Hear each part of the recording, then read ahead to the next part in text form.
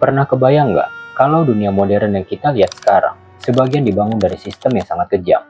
Sistem di mana manusia diperlakukan seperti barang dagangan, dipindahkan lintas benua, dan dijual tanpa punya kendali atas hidupnya sendiri.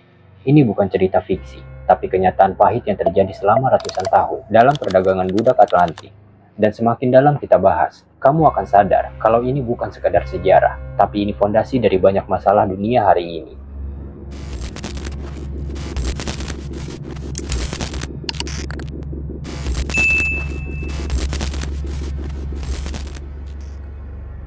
Semuanya bermula ketika bangsa-bangsa Eropa mulai memperluas kekuasaan mereka ke benua Amerika pada abad ke-15 dan abad ke-16. Wilayah baru ini menjanjikan kekayaan besar lewat perkebunan gula, tembakau, dan kapas. Tapi ada satu masalah besar. Mereka butuh tenaga kerja dalam jumlah masif. Penduduk asli yang awalnya dipaksa bekerja tidak mampu bertahan lama karena penyakit dan kondisi kerja yang ekstrim. Dari sinilah muncul ide untuk mencari sumber tenaga kerja lain. Pilihan itu kemudian jatuh ke Afrika. Benua ini bukan berarti kosong atau tidak terorganisir. Justru Afrika sudah memiliki banyak kerajaan dan sistem sosial yang kompleks. Namun bangsa Eropa melihatnya dari sudut pandang yang berbeda, yaitu sebagai sumber manusia yang bisa dieksploitasi. Mereka mulai datang ke pesisir Afrika dan menjalin hubungan dengan penguasa lokal, seringkali dengan imbalan senjata, alkohol, atau barang manufaktur. Di titik ini, perdagangan manusia mulai berubah menjadi sistem yang terstruktur.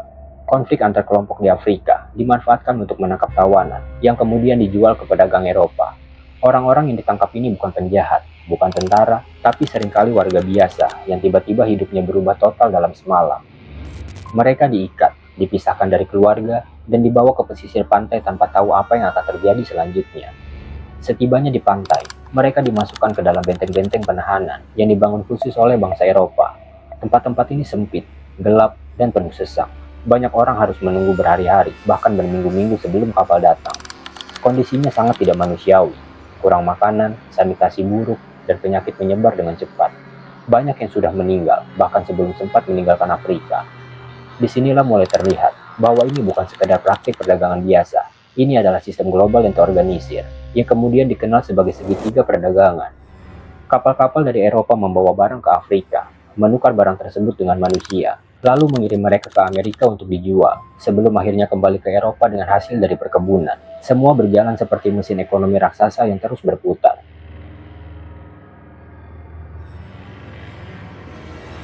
Ini bukan kejadian kecil atau insiden terpisah. Ini adalah sistem yang berlangsung selama lebih dari 400 tahun dan melibatkan banyak negara besar. Inggris, Portugal, Spanyol, dan Perancis. Semuanya punya peran besar dalam perdagangan ini. Bahkan kota-kota pelabuhan di Eropa berkembang pesat karena keuntungan dari perdagangan manusia ini. Menurut data dari Transatlantic Slave Trade Database, lebih dari 12 juta orang Afrika dipaksa naik ke kapal budak. Dari jumlah itu, sekitar 10 juta berhasil sampai di Amerika. Sisanya meninggal di perjalanan atau bahkan sebelum berangkat. Angka ini bukan sekedar statistik, ini jutaan cerita hidup yang terputus begitu saja. Kalau kita tarik sedikit ke konteks yang lebih luas, dampaknya bukan hanya terjadi saat itu saja. Perdagangan budak ini menjadi dasar munculnya sistem rasisme modern, di mana orang kulit hitam dianggap lebih rendah. Ide ini kemudian diwariskan dan terus mempengaruhi struktur sosial di banyak negara sampai sekarang. Jadi, apa yang terjadi ratusan tahun lalu masih terasa efeknya hari ini. Dan sebelum kita lanjut ke bab berikutnya, coba bayangkan posisi orang-orang itu. Mereka tidak tahu kemana akan dibawa, tidak tahu apakah akan pernah melihat keluarga lagi, dan tidak punya kendali sama sekali atas nasib mereka. Di bab selanjutnya, kita akan masuk ke bagian yang bahkan lebih mengerikan. Perjalanan di tengah laut yang dikenal sebagai Middle Passage, di mana ribuan orang kehilangan nyawa dalam kondisi yang sangat sulit dibayangkan.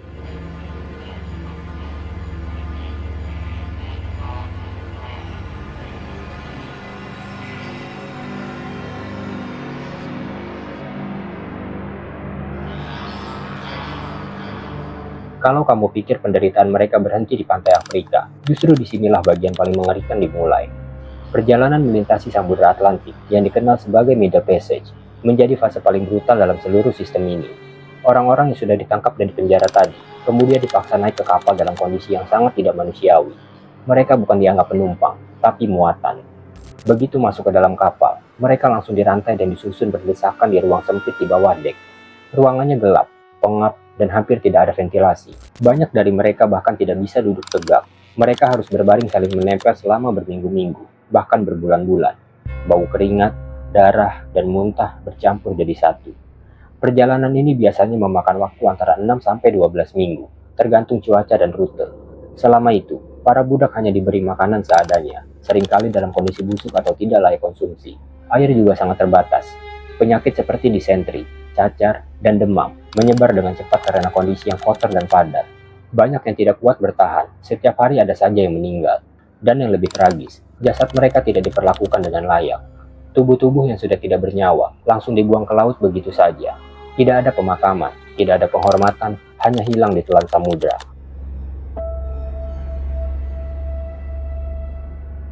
Dan ini yang lebih parah. Beberapa orang bahkan memilih untuk melompat ke laut. Mereka lebih memilih mati daripada terus hidup dalam penderitaan seperti itu. Ada juga yang melakukan perlawanan, mencoba memberontak di kapal, meskipun hampir selalu berujung pada kekerasan yang lebih brutal dari awak kapal. Para awak kapal sendiri tidak melihat mereka sebagai manusia. Mereka dianggap investasi. Selama masih bisa dijual, mereka akan dijaga tetap hidup, tapi tanpa empati. Jika ada yang sakit parah dan dianggap tidak menguntungkan, kadang langsung dibuang ke laut. Semua keputusan didasarkan pada keuntungan. Menurut catatan sejarah dan penelitian modern, sekitar 15-20% orang yang dibawa dalam Middle Passage meninggal sebelum sampai di tujuan. Artinya, dari jutaan orang yang dipaksa naik kapal, jutaan lainnya juga kehilangan nyawa di tengah laut. Ini menjadikan Middle Passage sebagai salah satu tragedi kemanusiaan terbesar dalam sejarah. Sumber seperti Slave Voyages Database dan penelitian dari British Library mencatat betapa sistematisnya kekejaman ini. Bahkan ada diagram terkenal dari kapal budak Brooks yang menunjukkan bagaimana manusia disusun seperti barang untuk memaksimalkan kapasitas. Itu bukan sekedar ilustrasi, tapi gambaran nyata dari praktik yang terjadi. Di atas dek, terkadang mereka dipaksa berolahraga agar tetap hidup dan tidak terlalu lemah saat dijual nanti. Tapi cara yang digunakan seringkali dengan cambukan dan ancaman. Tidak ada pilihan, semua dilakukan di bawah tekanan dan kekerasan. Ini bukan perawatan, ini kontrol. Dan sebelum kita lanjut, coba pikirkan lagi. Selama berminggu-minggu, tanpa kebebasan, tanpa kepastian, dan setiap hari melihat orang di sebelahmu meninggal. Itu bukan sekedar perjalanan, itu neraka yang bergerak di atas laut. Di bab berikutnya, kita akan melihat apa yang terjadi ketika mereka akhirnya sampai di daratan, dan bagaimana mereka diperlakukan saat dijual seperti barang di pasar.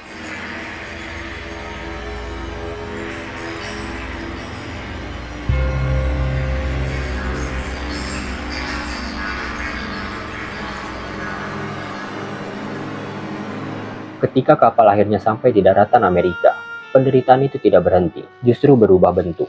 Orang-orang yang selamat dari perjalanan panjang langsung dibawa ke pelabuhan dan dipersiapkan untuk dijual. Mereka dibersihkan seadanya, kadang diolesi minyak agar terlihat sehat, lalu dipajang seperti barang dagangan. Di titik ini, identitas mereka benar-benar dihapus. Nama, keluarga, bahkan asal-usul mereka tidak lagi dianggap penting. Proses penjualan biasanya dilakukan melalui lelang. Para pembeli datang, memeriksa tubuh mereka, melihat otot, gigi, bahkan luka yang ada. Tidak ada rasa malu, tidak ada privasi, semua dilakukan secara terbuka. Mereka dinilai seperti hewan ternak. Siapa yang paling kuat, paling muda, paling menguntungkan. Dalam hitungan menit, hidup seseorang bisa berpindah tangan. Banyak keluarga yang sebelumnya sudah terpisah sejak di Afrika, kembali dipisahkan di sini.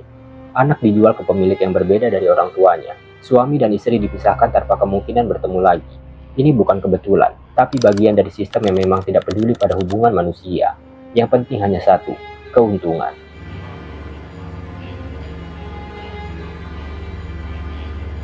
Bayangkan, kamu berhasil selamat dari perjalanan laut yang mengerikan, berharap penderitaan itu berakhir.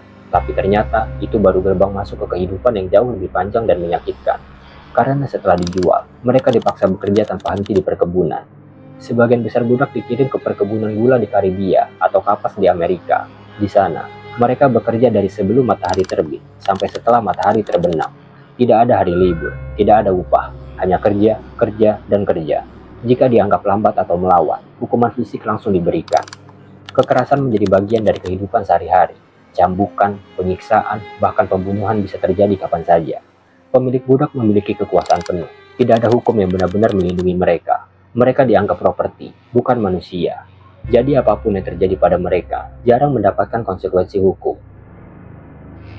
Menurut berbagai catatan sejarah, tingkat kematian di perkebunan sangat tinggi, terutama di perkebunan gula. Banyak budak tidak bertahan lama karena kelelahan, penyakit, dan kondisi kerja yang sangat ekstrim. Ini membuat sistem perdagangan terus berjalan, karena kebutuhan akan tenaga kerja baru tidak pernah berhenti. Penelitian sejarah ekonomi menunjukkan bahwa keuntungan dari perkebunan ini sangat besar. Gula, kapas, dan tembakau menjadi komoditas utama yang menggerakkan ekonomi Eropa. Ironisnya, kemakmuran itu dibangun di atas penderitaan jutaan orang. Meski hidup dalam tekanan, bukan berarti tidak ada perlawanan. Banyak budak mencoba melarikan diri, membentuk komunitas tersembunyi, atau bahkan melakukan pemberontakan, walaupun sering berujung pada kegagalan. Hal ini menunjukkan bahwa mereka tidak pernah benar-benar menyerah. Dan sebelum kita lanjut, coba renungkan lagi. Hidup tanpa kebebasan, tanpa hak, dan setiap hari dipaksa bekerja di bawah ancaman kekerasan. Itu bukan hidup, itu penindasan yang dilegalkan. Di bab berikutnya, kita akan melihat bagaimana sistem ini mulai mendapat perlawanan dari dunia luar, dan bagaimana awal mula gerakan penghapusan perbudakan muncul.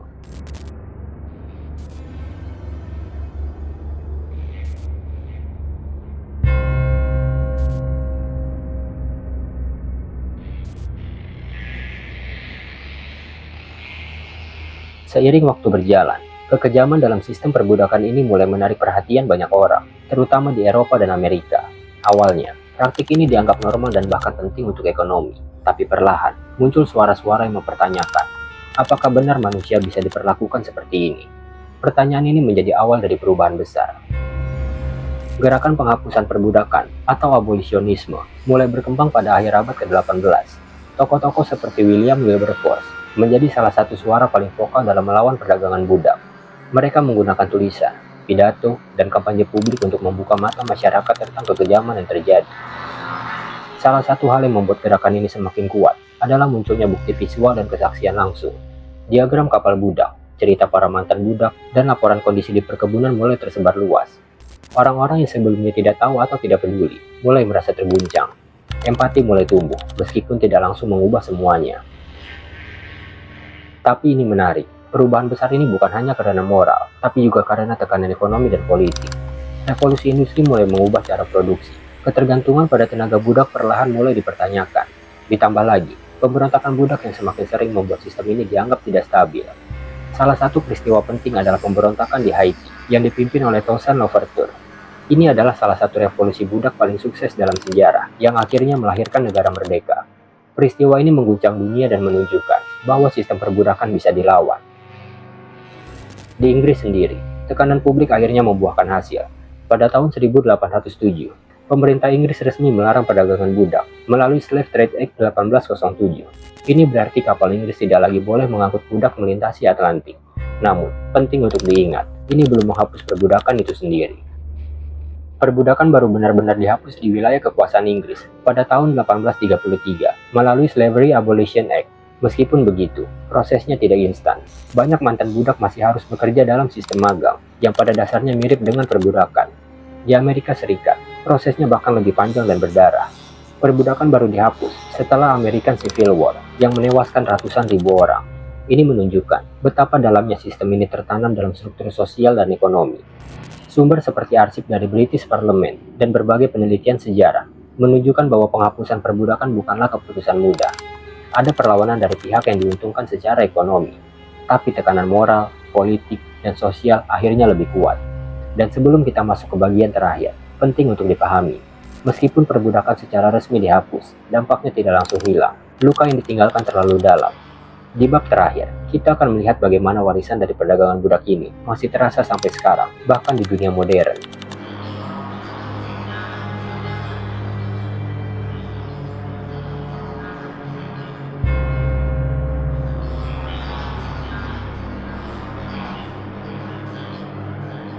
Ketika perbudakan resmi dihapus, banyak orang mengira semuanya sudah selesai, seolah-olah dengan satu keputusan hukum, luka ratusan tahun bisa langsung hilang begitu saja. Tapi kenyataannya tidak sesederhana itu. Justru disinilah cerita panjang lain dimulai. Cerita tentang dampak yang terus hidup, bahkan sampai sekarang. Mantan budak memang secara hukum menjadi bebas, tapi mereka tidak benar-benar punya kekuatan untuk memulai hidup baru. Mereka tidak punya tanah, tidak punya uang, dan tidak punya akses pendidikan. Banyak yang akhirnya tetap bekerja di tempat yang sama, dengan kondisi yang tidak jauh berbeda dari sebelumnya. Sistem berubah nama, tapi praktiknya seringkali masih sama. Dan ini yang sering tidak disadari. Sistem perbudakan bukan cuma soal rantai dan kerja paksa, tapi juga tentang cara pandang. Selama ratusan tahun, orang kulit hitam diposisikan sebagai lebih rendah. Ide ini tidak hilang begitu saja setelah perbudakan berakhir, justru diwariskan, disebarkan, dan tertanam dalam banyak sistem sosial. Misalnya di Amerika, muncul kebijakan segregasi rasial yang memisahkan orang kulit hitam dan putih dalam hampir semua aspek kehidupan. Di banyak tempat lain, diskriminasi terjadi dalam bentuk yang berbeda-beda, seperti akses kerja yang terbatas, pendidikan yang tidak setara, hingga perlakuan tidak adil dalam hukum. Semua ini punya akar yang bisa ditarik kembali ke masa perbudakan. Penelitian modern dan arsip seperti yang disimpan oleh Smithsonian Institution menunjukkan bahwa ketimpangan ekonomi antara keturunan budak dan kelompok lain masih terasa hingga hari ini. Ini bukan kebetulan, tapi hasil dari sistem panjang yang tidak pernah benar-benar diperbaiki secara menyeluruh. Selain itu, perdagangan budak Atlantik juga membentuk struktur global. Negara-negara Eropa yang dulu terlibat menjadi sangat kaya dari hasil eksploitasi ini. Sementara banyak wilayah di Afrika justru mengalami kerusakan sosial dan ekonomi yang dampaknya masih terasa. Ketidakseimbangan ini menjadi salah satu alasan kenapa dunia hari ini tidak merata. Sejarah ini bukan cuma milik masa lalu, tapi masih mempengaruhi cara dunia bekerja sekarang. Dari isu rasisme, ketimpangan ekonomi, sampai konflik sosial, banyak yang punya akar dari periode ini. Memahami sejarah ini bukan soal menyalahkan, tapi soal melihat bagaimana semuanya terbentuk. Bahkan dalam budaya populer, dampaknya masih terlihat. Musik, bahasa, makanan, dan tradisi di Amerika dan Karibia banyak dipengaruhi oleh budaya Afrika yang dibawa oleh para budak. Di balik semua penderitaan, mereka tetap mempertahankan identitas dan menciptakan warisan budaya yang kuat. Sumber-sumber sejarah, termasuk database perdagangan budak Atlantik dan penelitian akademis modern, terus mengungkap detail baru tentang betapa luas dan dalamnya dampak sistem ini. Semakin banyak yang dipelajari, semakin jelas bahwa ini bukan sekedar bab kecil dalam sejarah, tapi salah satu fondasi dunia modern. Dan di akhir cerita ini, kita kembali ke pertanyaan awal. Bagaimana mungkin sistem seperti ini bisa terjadi begitu lama? Jawabannya ternyata tidak sederhana, tapi satu hal yang jelas. Ketika manusia berhenti melihat sesamanya sebagai manusia, hal-hal paling kejam bisa dianggap normal. Dan mungkin, memahami ini adalah langkah pertama agar sejarah seperti ini tidak terulang lagi. Jika kamu merasa kisah ini penting untuk terus diingat, bantu kami menyebarkannya. Suaramu adalah bagian dari kisah itu sendiri.